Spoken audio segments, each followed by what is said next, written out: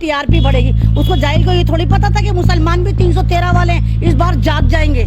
भाई आप हमारी मस्जिदों को तोड़ रहे हैं, हम सोचते हैं हम बचा लेंगे, आप हमें गाली दे रहे हैं, हम सोचते हैं हम अपने आप को प्रोटेक्ट कर देंगे। आप हलाल हिजाब हराम मंदिर मस्जिद कर रहे हैं, हमें लगता था कि हम कर लेंगे, लेकिन अगर बात मेरे रसूल पर आएगी तो तुम्हारी जबानों को गुद्दी से खींचकर तुम्हारी हथेलियों पे रख देंगे हम लोग। लेकिन जैसे ही सऊदी अरब ने, ईरान ने, कुवैत ने, कतर ने, दम्माम ने, इवन छोटे से मालदीव ने भी ये कहा कि हम इंडियन चीजों का बाइकॉट करते हैं, तो मोदी जी की चीखें निकल गई। क्योंकि अब जाहिर सी बात है, कुवैत में, सऊदी में आपके हमारे प्रोडक्ट तो बिकते नहीं, वहाँ भी अंबानी और अदानी के प्रोडक्ट हैं। अगर अंबानी और अदानी का बाइकॉट होता है तो मोदी जी की चीखें निकलनी जाहिर सी बात है, क्योंकि मोदी जी तो इन दोनों ही लोगों को लीड करा रहे हैं भारत में। तो और अब भी देखें कि नुपुर शर्मा को सिर्फ पार्टी से 6 साल के लिए निलंबित करा गया।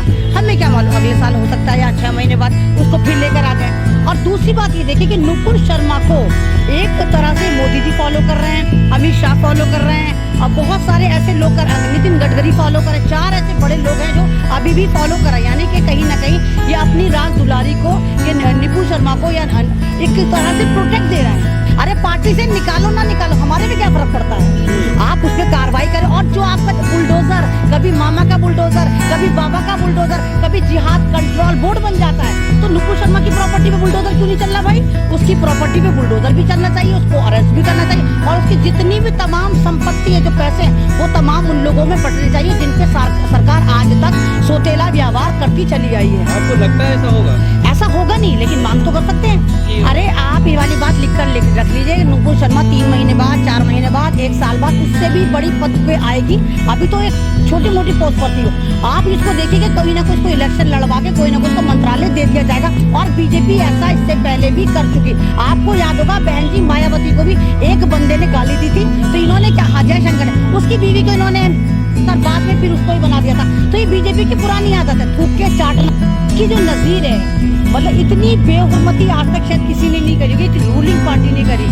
और 10-12 दिन होने के बावजूद, लगातार FIR के बुलंदे होने के बावजूद नुपुर शर्मा पे कोई कार्रवाई नहीं हुई। तो ये सिर्फ बेवकूफ बनाएगा पार्टी से निकालने, जब इतनी सारी FIR है। और यही काम कोई मुस्लिम समाज का आदमी कर देता। जैसे आपने देखा शामली में एक लड़के ने लीची की पिक्स लगाई, उस पर फौरन को जेल में डाल दिया UAP लगा के कि आपने दूसरे धर्म की भावनाओं को आहत करा है। तो दूसरे धर्म की भावनाओं को तो आहत मानते हैं, लेकिन जब आप दूसरे धर्म की भावनाओं को आहत करते करते खासकर उनके मैसेंजर ऑफ इस्लाम को गालियां देते, तो आप वहाँ पर कार्रवाई नहीं करते। तो भारत में मुसलमानों के साथ जो एक सोतेला व्यवहार हो रहा है, कानून को तोड़ा मरोड़ा जा रहा है, खाली एक मुस्लिम कम्युनिटी और दलित कम्युनिटी को इस कानून को जबरदस्ती थोपा जा रहा है, इस तरह नहीं होना चाहिए। तो मीडिया को क्यों कर, मैं तो ये कह रही हूँ कि लोग बेवकूफ हैं, पागल लोग हैं, जिन्होंने खाली नुपुर शर्मा पे FIR करी। सबसे पहले तो नबी का भी टाइम्स वहाँ पे करनी चाहिए थी।